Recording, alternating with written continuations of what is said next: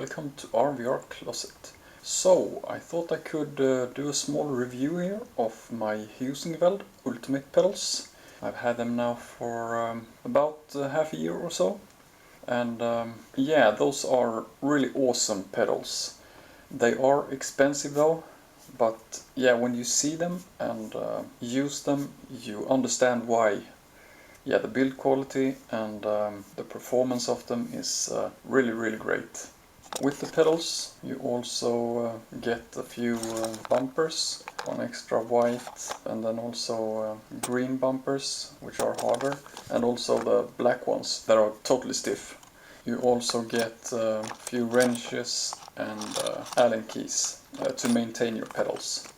The pedal faces can be adjusted in 3 levels, up and down, and you can also tilt the pedals if needed, and you also have several tension options on the springs and dampers to find the strength or resistance in the pedal that you prefer.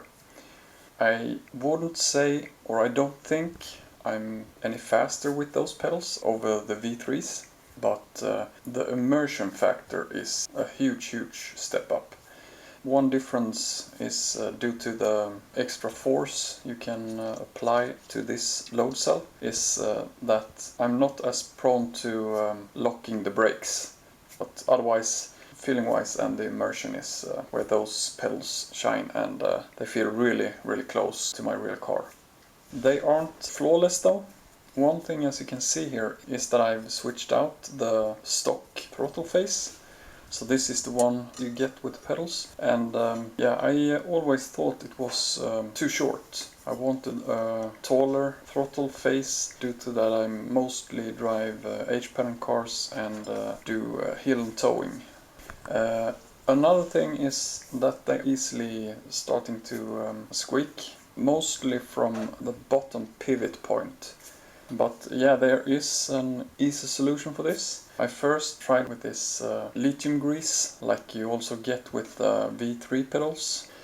This is a bit too thick, so it's hard to get it to the places where the squeaking comes from. So what I advise you to get is this white lithium grease that you spray out, and that's really easy to apply and takes away the squeaking really fast and easy. Yeah, you just lube a bit on all the pivot points like spring or load cell, bumpers, and also the points where the dampers connect.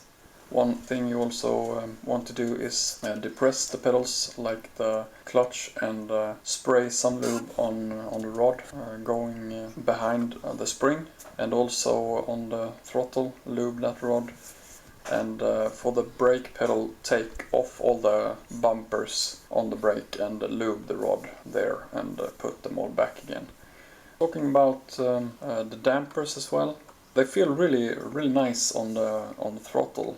On the clutch, I can't say I notice it a huge deal, but the clutch feel is super close to my real car. A bit more resistance on the Heusinkveld and a bit less travel, but otherwise it feels really close.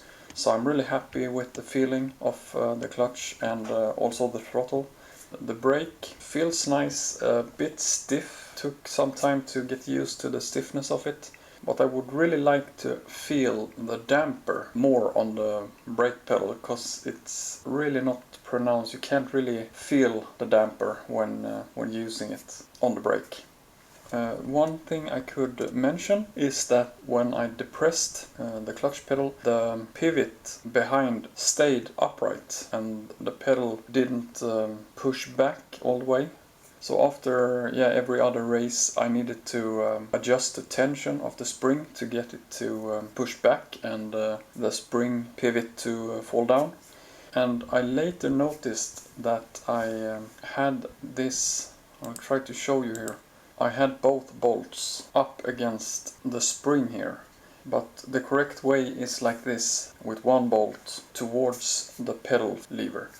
One other thing, when I bought my DD1, I got some interference with the DD1 in iRacing at some point. So just in case, and I've read that this can be an issue with Heusinkveld pedals interfering with DD wheels, so I ended up grounding my pedals, and yeah, after that I haven't had this interference. But yeah, I think I've gone over most of it, and really happy with those pedals. Hope you liked the video. If you did, please like and subscribe, and I see you in the next one. Take care.